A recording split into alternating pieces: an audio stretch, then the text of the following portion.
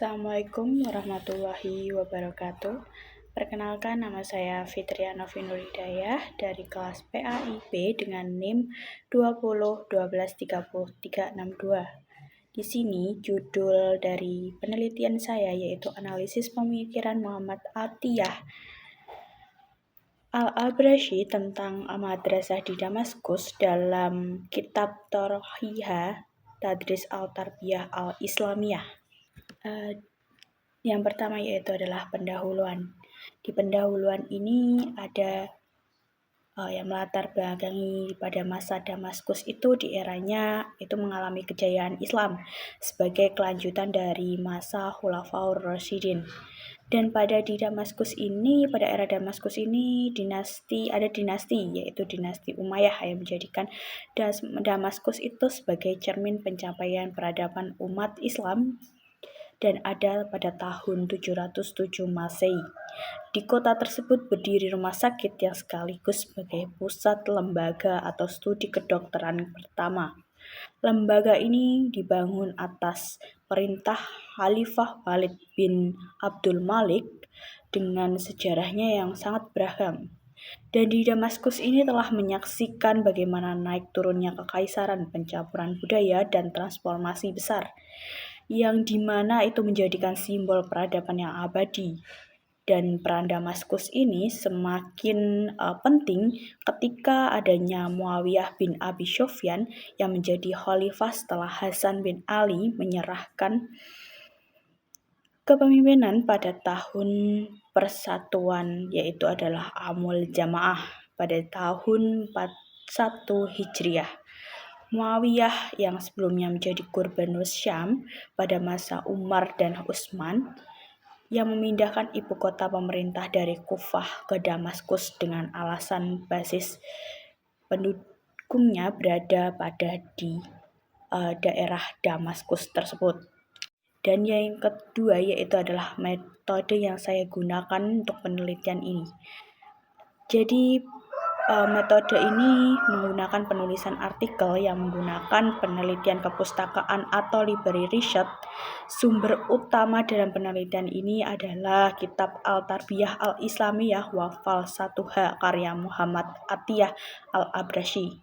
Sedangkan sumber sekunder dalam search ini adalah artikel yang terkait dari pemikiran tentang bagaimana madrasah dan dinamika di Damaskus tersebut. Dan yang selanjutnya adalah hasil dan pembahasan. Poin pertama yaitu dinamika di Damaskus. Dinamika madrasah di Damaskus itu berpusat pada evolusi institusi, yang dimana pendidikan Islam yang kaya akan sejarah berawal dari kekhalifahan Umayyah dengan fokus pada ilmu agama berkembang di era dinasti ini, dan pada masa dinasti Ayyubiyah itu lebih pesat pada intelektual dan penekanan pada hadis dan ilmu lain, serta menjadi saksi berbagai peristiwa sejarah seperti pembangunan dan kehancuran beberapa madrasah penting seperti contohnya Madrasah Al-Adliyah, seperti yang dijelaskan bahwasanya pada masa Khalifah Umayyah ini sekitar pada abad 7 sampai 8 Masehi, Damaskus menjadi ibu kota yang memicu perkembangan pesat pendidikan Islam yang lebih berfokus pada hal agama dan ilmu agama tersebut. Dan yang poin yang kedua yaitu adalah Sekolah Nuriyah Damaskus adalah sekolah yang ideal.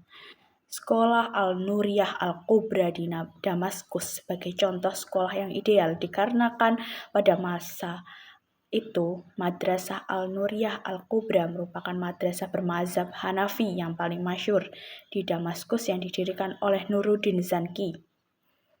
Madrasah ini dibangun pada tahun 1167 Masehi.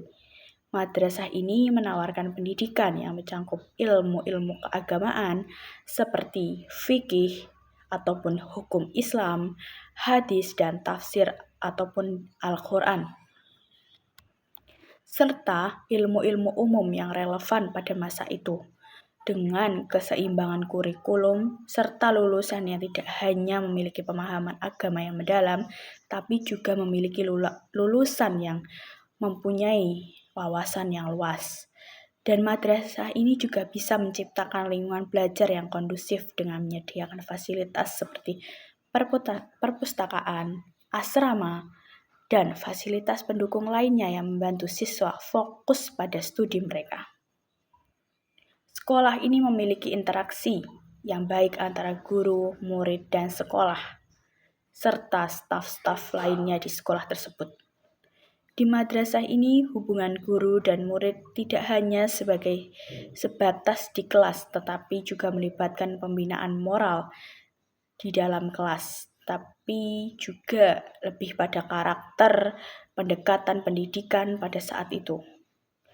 Dan pendekatan yang dimaksud di madrasah ini itu memadukan nilai-nilai tradisional Islam dengan pendekatan yang kontekstual, seperti menghasilkan lembaga yang berakar kuat dan bertradisi, tetapi juga mampu beradaptasi dalam perubahan zaman sejalan dengan panduan sekolah ideal ataupun sekolah modern pada saat itu.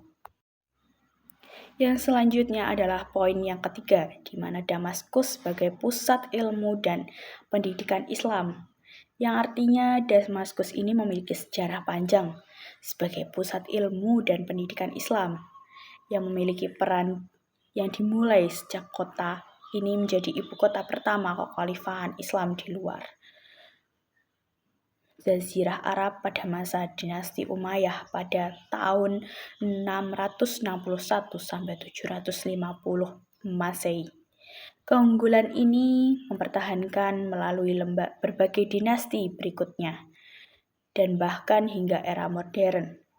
Pada masa dinasti Umayyah pada abad ke-661 sampai 750 ini, Damaskus menjadi pusat kekuasaan yang secara alami menarik para ulama, intelektual, dan juga seniman-seniman dari berbagai wilayah.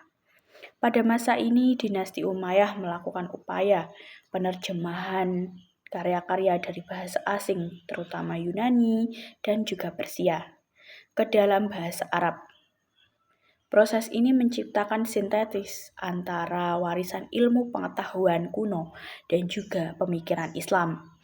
Damaskus adalah kota yang sangat multikultural dengan populasi dan juga berbagai pemikiran Islam. Damaskus ini adalah mempunyai beberapa populasi yang lainnya, yaitu adalah seperti agama Kristen dan juga Yahudi yang besar. Dan Damaskus ini juga mendorong di mana pada masa itu diskusi dan juga pertukaran ide yang pada akhirnya memperkaya budaya intelektual di kota tersebut. Pada masa dinasti Ayyubiyah pada abad ke-12 dan ke-13 di bawah kepemimpinan visioner seperti Nuruddin Zanki dan juga Salahuddin Al-Ayyubi, Damaskus ini kembali mengalami masa keemasan dalam pendidikan. Mereka memandang pendidikan sebagai alat untuk memperkuat umat Islam dan melawan tentara salib. Fokusnya pada ilmu hadis yang menjadikan Damaskus tersebut adalah sebagai pusat penting untuk kajian sunnah dari Nabi Muhammad SAW. Institusi seperti Madrasah Al-Adliyah didirikan untuk mendidik para cendekiawan terbaik yang menunjukkan komitmen penguasa terhadap pendidikan tingkat tinggi.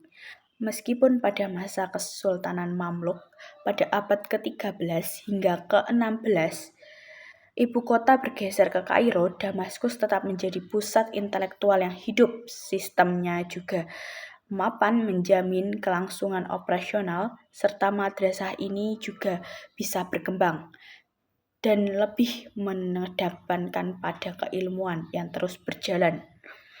Damaskus juga menarik beberapa ilmuwan dan intelektual dari berbagai latar belakang, termasuk ahli hukum, teologi, filsuf, dan juga dokter. Keanekaragaman ini memupuk pertukaran ide, diskusi, dan juga perdebatan yang pada saat itu mendorong pertumbuhan dari intelektual pada kota tersebut. Selain madrasah ini juga dikenal sebagai madrasah formal, tetapi pengajarannya juga berlangsung di rumah, seperti di rumah-rumah ulama ataupun dari filsuf-filsuf terdahulu. Dan yang terakhir yaitu adalah penutup. Berangkat dari hasil dan pembahasan tersebut, bahwasanya perpustakaan bukan hanya dinamika Damaskus saja, tetapi juga sebagai pusat ilmu pendidikan dan yang paling penting adalah membentuk manusia menjadi bijak, mandiri, dan juga berintelektual. Sekian, terima kasih dari saya. Bila ada kurang lebihnya, mohon maaf. Wassalamualaikum warahmatullahi wabarakatuh.